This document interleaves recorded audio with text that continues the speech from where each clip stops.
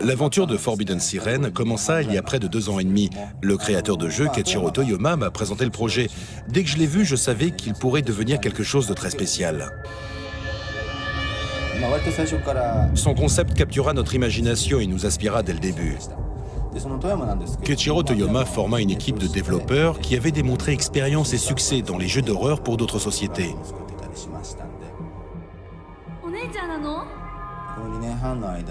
Maintenant que j'y repense, cette aventure fut merveilleuse de travailler avec des gens si talentueux. En résumé, le concept derrière Siren est la survie. Nous voulions aussi en faire une expérience délibérément japonaise.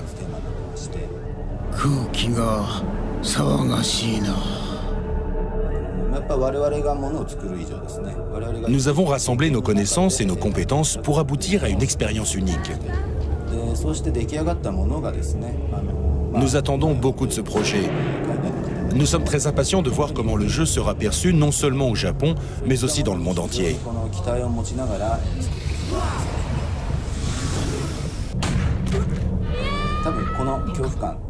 La peur que vous ressentez en y jouant montre l'importance que nous avons portée à la production. Nous sommes même allés jusqu'à remodeler des célèbres maisons hantées du Japon. L'histoire se passe sur une période de 3 jours dans un petit village perdu dans les montagnes du Japon. Un soir à minuit, un violent tremblement de terre se produit, accompagné d'une étrange sirène.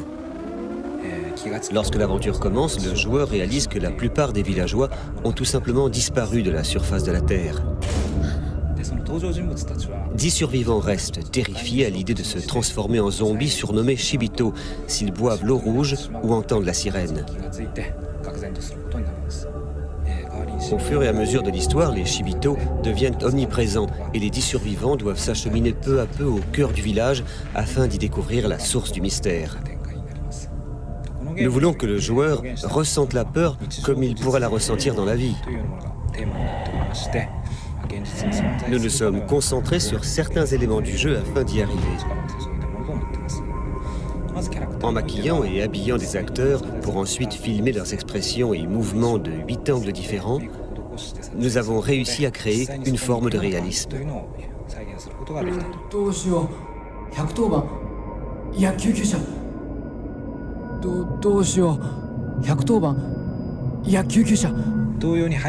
De même pour les décors, où nous avons utilisé des effets spéciaux pour en définir l'atmosphère, comme la forme d'humidité spécifique au Japon. Le joueur peut alors ressentir les effets d'être dans une telle situation. Face aux Shibito, le joueur se retrouve dans une situation fragile et avec un gros désavantage. Les attaquer de face n'est pas une bonne stratégie. Une technique cruciale dans le jeu est le sidejack, ou la possibilité de voir au travers des yeux des autres. Ce système est intuitif et simple, mais encourage avant tout le joueur à avoir recours à de nombreux stratagèmes et tactiques. Nous avons vraiment dépassé les limites de la création dans le jeu, atteignant ainsi quelque chose de totalement nouveau.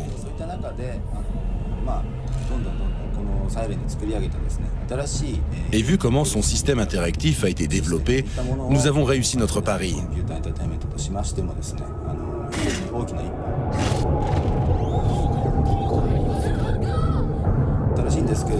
Bien que ce soit le premier, nous espérons que Forbidden Siren deviendra une franchise à succès. Pour complètement pénétrer dans le monde de Forbidden Siren, il faut jouer seul, la nuit, dans l'obscurité. Un casque stéréo sur les oreilles, avec le volume au maximum.